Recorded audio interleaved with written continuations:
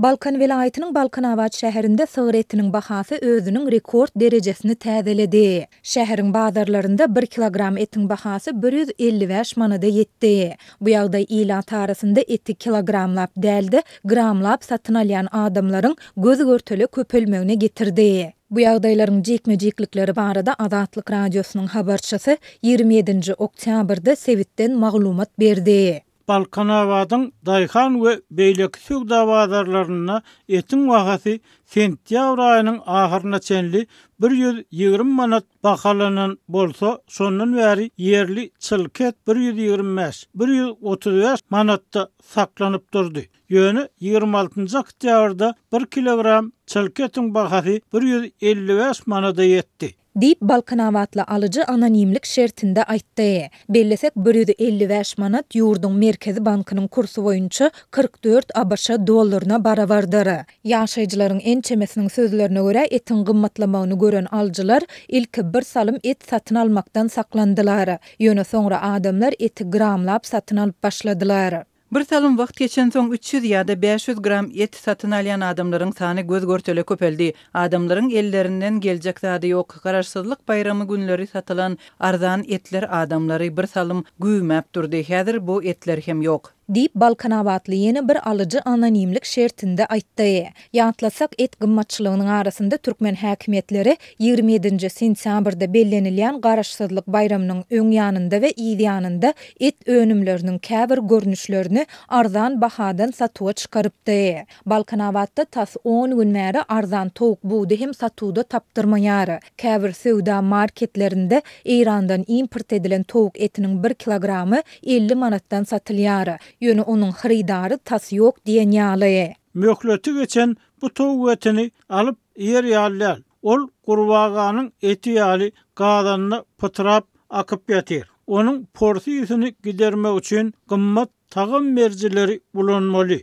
Dip Balkanawatly ýaşaýjy belledi. Onuň sözlerine görä şäheriň saglyk öýleriniň bir näçe lukmany öz näsaklaryna dilden berýän maglumatynda bu towuklaryň garmonly dermanlar bilen ýetişdirilendigini we saglyga zyýanlydygyny aýdyp, onu iýmezligi maslahat berýär. Balkanawatlaryň ençemesiniň aýtmagyna görä bazar we yerli sowda resmileri ýaşaýjylaryň bu ýagdaýlar şolsanda etin gymmatlamagy we onuň sebäpleri barada edýän şikaýatlaryna we ýüzlenmelerini anyk resmi düşündürüş bermekdir. Azatlyk bu ýagdaýlar barada Sewitiň deýişli häkimetlerinden şolsanda yerli sowda we saglygy goraýyş edaralaryndan resmi tesbir alyp bilmedi. Türkmenistanda soňky 4 aýa golaý wagtyň dowamında yerli goýun we sığır etleriniň bahasy tapgyrlaýyn esasda gymmatlap gelýär. Iýul aýynyň başynda ýurduň bazarlarynda 1 kilogram jylky sığır etiniň bahasy 80 manat bahalanýardy. 23 oktýabrda Aşgabat habarçymyz paýtagtyň bazarlarynda 1 kilogram jylky etiň bahasynyň 135-140 manada ýetendigini habar berdi. Häkimetler bu gymmatlama we onuň sebäpleri barada häzirçenli hiç açıçan beýanat etmän gelýär. Ýöne et gymmatçylygynyň arasynda häkimetler ýurduň käbir sewitlerinde arzan bahadan doňdurulan etiň sowdasyny wagtal ýola goýup, ondan ilaty çäkli möçürde satdylar. Häkimetleriň we ýurduň metbuat serişdeleriniň dymyşlygynyň arasynda Balkanawatly et sowdagärleriniň ençemesi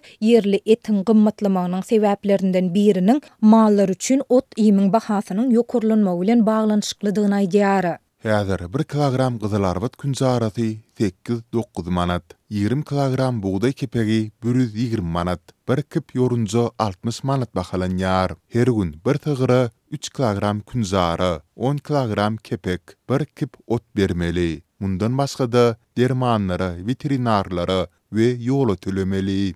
Dip Balkanawatly et sowdagäri belleýär. Şeýle-de sowdagärler gymmatçylygyň ýeni bir sebäbini soňky ýyllarda we aýlarda mallaryň nämälim keselden köpçülikligiň gyrylmagynyň dowam etmegi bilen düşündirýärler. Bellesek Azatlyň ýurduň günorta Günmatar welaýatlarynda habarçylary iri we ownyk şahly mallaryň nämälim keselden köpçülikligiň gyrylýandygy, maldarlaryň munyň bilen öz başda görüşýändigi barada soňky bir aýyň dowamında azyndan 3 gedek maglumat berdiler. Şeýle-de owalardaky ýaşlaryň tat ähleti daşary ýurtlara zähmet çekmäge gitdiler. Bu bolsa sığır saklayan, ondan et, süt, gatyk öndürýän adamlaryň juda azalmagyna getirdi. Hatta owa adamlaram kağıt kutuda satylýan süýt gatyk satyn alyp başladylar. Ondan başga da inflasiýany taklap bolmaýar. Dip Balkanawatly söwdeger bellidi. Söwdegerler bularyň ählisiniň etin gymmatlamagyna täsir edýändigini, onuň bahasynyň hasta ýokarlanmagyna garaşylýandygyny aýdyp, öňümizdäki bir näçe aýyň dowamında 1 kilogram etin 200 manada çykjakdygyny çaklaýarlar.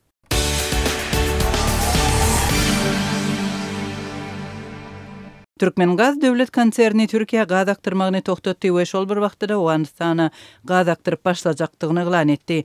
Bu barada kompaniýanyň ýolbaşçylarynyň 22-24 oktýabrda Aşgabatda geçirilen Türkmenistanyň nebiti we gazy 2025 adly halkara konferensiýasynda aýdanlygy media maglumatlarynda habar berildi. Türkmengazyň başlygy Maksat Babayew gazyň Türkiýe aktyrylmagynyň toktadylandygyny tasdiklap, onuň şu ýylyň mart aýynda aktyrylyp başlandygyny we şertnamanyň ýylda 2 milliard kubometr gazyň uğradylmagynyň göz öňünde tutulýandygyny ýatlatdy diýip Interfax we MK Türkiýe neşri Babayew salgylandy. Maksat Babayew ýurdun Türkiýe bilen gyýytky mökletli şertnamasynyň bardygyny düşündirip, eger biz möçberler ýa-da bahalar barada ulalaşyp bilmesek, başga alyjylarymyz hem bar. Badar şeýle diýip Reuters agentligi Babayewiň aýdanlaryny çetirleýär. Türkmenistan we Türkiýe türkmen gazyny Iranyň üstü bilen Türkiýe aktyrmak barada fevral aýynda şertnama baglaşypdy. 1 martda güýje giren şertnama esasynda ýylyň dowamında 1,13 milliard kubometr türkmen gazynyň aktyrylmagy göz öňünde tutulýar. Martda Türkiýe gaz importynyň başlananlygyny aýtdy. Şonda Türkiýanyň energiýa we tebigy resurslar boýunça ministri Alparslan Bayraktar türkmen gazynyň Türkiýe bästirşlikli ykdysady nyrkdan iýerilýänligini belläpdi. Türkmen gazynyň başlygynyň ornbasary Murat Arçaýew gaz aktyrmagynyň bet edilmegi barada düşündürüş berip, bu synak taslamaty şonuň üçin bu ýerde dürli garaşylmadyk ýagdaýlaryň peýda bolup biljegine seredilýär diýipdir. Şeýerde ol tekniki tarapdan türkmen gazynyň bu şertnamany tebigy gaz bilen dolup içinetmäge taýýardygyny aýdypdyr. Türkiýe tarapy hem şeýle gaz aktyrylmagynyň başlanmagyna örenbegenýär. Biz hem onu goldaýarys we şuň gün bar bolan meseleler çözülende gazyň aktyrylmagy gol çekilen şertnamanyň çäginde dowam ettiriler diýip Arçaýew aýdypdyr. Türkmenistanyň we Türkiýanyň resmiýetleri tarapyndan türkmen gazynyň sowdasyny degişli nähili meseleleriň ýüze çykanlygy resmi derejede anyklaşdyrylmady.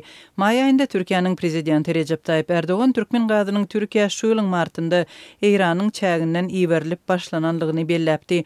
Bu urwança ýam 250 million kubometr golay mawy ýangyjyň baryp gowşanlygyny ýylyň ahyrına çenli onuň möçberiniň 1,13 milliard kubometr ýetip biljekdigini aýdypdy. Merkezi Aziýa boýunça bilermen turan barlyk merkeziniň baş eksperti Bruce Panyer türkmen gazynyň Türkiýe aktyrylmagynyň bet edilmeginiň Irana garşy sanksiýalar bilen bagly bolmagyny aradan aýyrmaýar. 1.3 billion cubic meters of gas this year. It wasn't a huge amount, but it was supposed to 1,13 milliard kubmetr ägir uly mukdar bolmasa da ol gysga wagtda 2 milliarda ýetip geljekde has hem artyp bilerdi. Bu ýerde mundan türkmen gazynyň Iranyň üstü bilen Iraga eksportynyň başa barmandygyny hem bellemek gerek. Amerikanyň Tehrana garşy sanksiýalary bu ulalasyň durmasy geçmegine päsgeli berdi. Şeýlelikde Türkmenistan Iraga 10 milliard kubmetr gaz satmak mümkinçiligini ýitirdi. Türkiýe bilen ulalasyk hem edilseýle. Türkmen gazy Irana aktyrylyp, soň Iran sol möçberde Türkiýe gaz bermelidi. essentially the same deal was in place for Turkey. Dip Bruce Panyer Azatlyk radiosyna aýtdy. Iranyň goňşy Iranyň üstü bilen iýeriljek türkmen gazyny satyn almak synançygy Birleşen Ştatlaryň batyşy sebäpli başa barmady diýip Reuters 19 sentýabrda habar berdi. Habar gullugynyň şol maglumatynda Bagdadyň Iranyň üstü bilen takminan 5 milliard kubometr türkmen gazyny import etmek üçin Washingtonyň razylygyny almaly bolanlygy sebäbi onuň Birleşen Ştatlaryň Tehrana garşy giriden sanksiýalaryny bozmak töwekkülçiligini döredönligi bellendi. Geçen hepde Aşgabatda 70 ýurdun wekilleriniň we kompaniýalarynyň gatnaşmagynda geçirilen konferensiýada Türkmenistanyň ilkinji tapgyrda Owganystana ýylda 500 million kubometr gaz eksport etjegi eglan edildi. Gazyň häzirki wagtda gurulýan Türkmenistan, Owganystan, Pakistan, Hindistan gaz geçirejisi arkaly aktyryljagy we gaz eksportynyň ilkinji tapgyrda ýylda 500 million kubometr golay bolup, soňra onuň möçberiniň ýylda 1,5 milliard kubometr çenli arttyrylmagynyň meýilleşdirilýänligi aýdyldy. Bu arada Türkmen Gaz Kompaniýasynyň başlygy Maksat Babayew Türkmenistanyň Nebiti we Gaz 2025 halkara sergisiniň çäklerinde jurnalistlere aýtdy. Owanistandaky gaz geçirici infrastruktura häzirki wagtda yeterlik derejede özgermedik.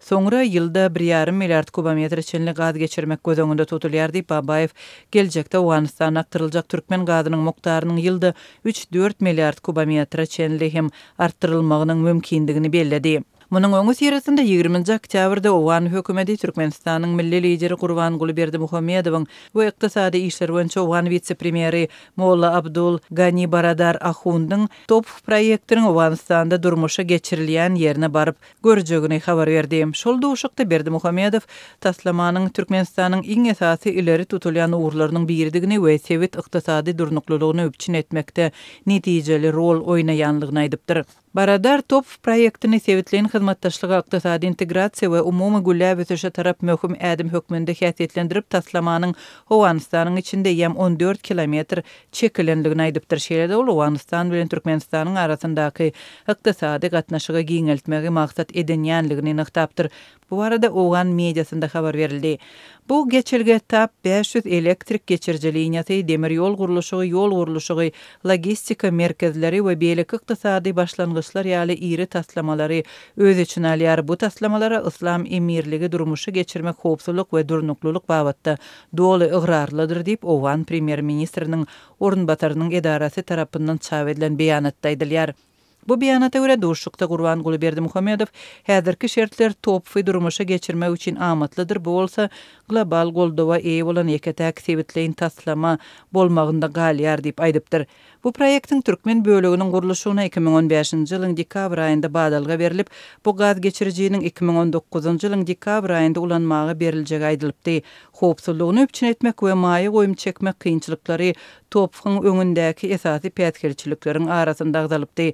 Şu wagt türkmen resmiýetleri top gaz geçirji arkaly 2027-nji ýylyň başyndan başlap goňşy ýurda tebigy gaz iýerip başlanjagyny we gaz geçirjiginiň Owan böleginiň gurulşygyny indiki ýylyň ahyryna çenli tamamlamagyň meýilleşdirilýänligini aýdarlar. Bu arada Tapi Pipeline Company Limited kompaniýasynyň baş direktori Muhammed Murat Amanowyň Türkmenistanyň Nebiti we Gaz 2025 adly halkara maslahatynda aýdanlygy habar berilýär. Onun sözlerine göre gaz geçirjiginiň Owanistandan geçen Serhedawat-Hırat böleginiň uzunlygy 150 kilometr barabar. Merkezi Aziýa boýunça bilermen Bruce Panyer iki ýurdun ýolbaşçylarynyň top proýektiniň durmuşa geçiriljegini agzatsalar da iş ýüzünde diňe Türkmenistan we Owanistan arasyndaky gaz sewdasy barada gürrüň gidýänligini belledi. TAPI at the moment is really just Turkmenistan and Afghanistan. It's not. Topuk şu wagtdyňe Türkmenistan we Owanistan bilen çäklenýär we ýylda 33 milliard kubmetr gazy Owanistan'yň üstünden Pakistana we Hindistana iltmek planlary barada gurrun edilmeýär. Üstesine agzalan az möçberli gazyň diňe hyraty uradylmagy gözüňde tutulýar. Owanistan'da gazy başga urulary aktarmak üçin infrastruktura ýok. Onu hatda Owanistan'yň içinde ýaýratmak üçin hem gaz geçiriji ýok. Şeýlelikde Türkmenistan häzir diňe Owanistan'a gaz aktarmak bilen çäklenýär. It's just to get gas to Afghanistan as far as to Herat. Di Bruce Panyer aýtdy. Ýylda 33 milliard kubmetr gaz geçirmek üçin niýetlenen top gaz geçirjisi günorta Türkmenistanda 27,4 trillion kubmetrlik gaz gory bolan galkynyş gaz känininden uğralýar we Owanistan'yň Hırat, Kandahar şäherleriniň, Pakistanyň Quetta we Multan şäherleriniň üstünden geçip günbatar Hindistandaky Fazilka şäherine barmaly. Türkmenistan öz bölegini gurup 2024-nji ýylda ulanmaga taýýarlady. Top gaz geçirjisiniň umumy uzunlygy 1814 kilometr bolup, bol Hindistana barýança onun 214 kilometri Türkmenistanyň, 774 kilometri Owanistananyň we 826 kilometri Pakistanyň üstünden geçmeli.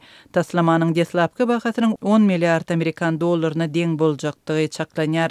Türkmen resmiýetleriniň Aşgabatdaky konferensiýada beren sanlaryna görä 2025-nji ýylda ýurtda öndürilen tebii gazyň 80 milliard kubometr boljagyna garaşylýar.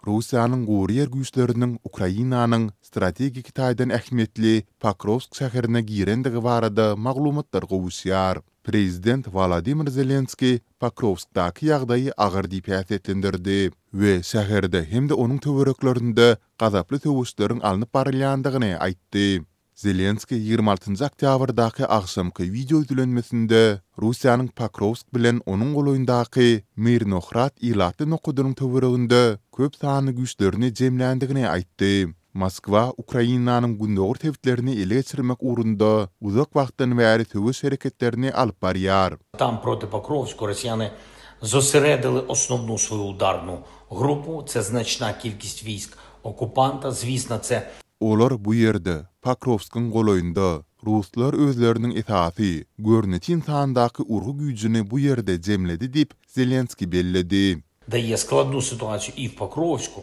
в усіх сусідніх районах. Жорсткі бої всюди. Elbette bu Pokrovskda we ýakyn töwereklerde kyn ýagdaý döretdi. Şäherde we onuň eteginde gazaply töwüşler alınıp barylýar. Şäheriň içinde dusmanyň gözleg we diversi toporlary hem hereket edýär diýip ol aýtdy. Zelenski Ukrain güýçleriniň etaty gorunç çyzyklaryny taklaýandygyny nyktady. Urusun öň ýanynda 60 000 ýaşaýjy bolan, häzirki wagtda 7 000 oňoly ýylatly Pokrovsk, möhüm gara ýol we demir ýol çatyrklarynda ýerleşýär. Russiýa bu şäheri gabawy saljak bolup, tutuş ýylyň dowamında hüjüm hereketlerini dowam etdirdi. Oktýabryň başynda Russiýanyň prezidenti Vladimir Putin Rus etgerleriniň şähere girendigini öňe türipdi. Emma sol wagt Ukraina resmiýetleri muny reddedip, Kreml güýçleriniň tebitde uly ýetkiler çekýändigini aýdypdy. Ukrainanyň baş harby staby 26 oktýabrda 200 goloý etgerden ibaret bir näçe kiçi Rus piýada bölümleriniň gorunç çyzyklaryny böwsüp Pokrovskiň içinde orun tutandygyny habar berdi. Sol bir wagtda Ukrain güýçleri Russiýanyň içinde bir näçe nysana zarba urdy. Belgrad tebitiniň häkimetleri Serhede goloý ýerlerde Ukrain dronlarynyň 16 adamy yaralandygyny aýtdy. 27 oktýabrda ýerden Moskwanyň häkimi Sergey Sobyanin we Russiýanyň howa hüjümünden gorunç güýçleri paýtagta tarap atylan azyndan 34 Ukrain dronunyň ýok edilendigini ma'lum etdiler. Jikmejiklikler badawat aýan edilmedi. Emma şäherdäki 4 howa menziliniň ikisi wagtlaýynça ýapyldy. Paýtagta gola ýerleşýän Tula tebitinde hem 27 oktýabrda ýerden 24 Ukrain dronunyň ýok edilendigini tebitin gubernatory habar berdi. Mundan başga da Bryanskiň gubernatory tebiti urulan dron zarbasynda bir adamyň ölendigini, 5 adamyň yara alandygyny aýtdy. Soňky hüjümler 26 oktýabrda Kiýewde köp gatly jaýy urulan Rus dron zarbasynda 3 adamyň ölmeginiň we azyndan 33 adamyň, sol sanda 7 çağanyň siketlenmeginiň ýa-da gabat geldi. Ukraina resmiýetleri 26 oktýabrda Gündogur Sumy şäheriniň goloýunda Rus dronunyň mini awtobusy urup, azyndan 10 adamy yaralandygyny hem habar berdiler. Russiýa tas her gize diýen ýaly Ukraina dronlar we raketalary bilen zarba urmagyny dowam etdirýär.